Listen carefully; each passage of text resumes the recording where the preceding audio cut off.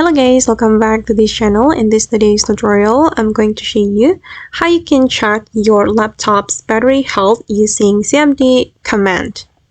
Okay, let's get into it guys. Here I have opened my laptop, and first thing first, we need to go to the search menu right here and just search for the command prompt, this one, and open this menu. And here we need to type in power CFG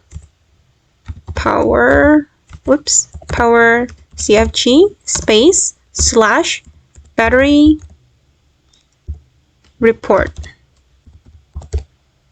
Okay, and then you have to press enter. Okay, and you have to copy this text and go to your browser, and then I'm going to paste it in my browser like this.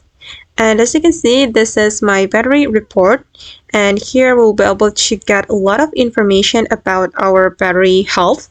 You can get information about installed batteries and recent usage, and you can also get information about battery usage, and then the usage history and battery capacity history, battery life estimates, and you can keep scrolling down to get more detailed information about your battery. Alright guys, and that's all the way to check your laptop's battery health using CMD command. I hope this tutorial will be useful for you. Thank you so much for watching, and see you in the next video.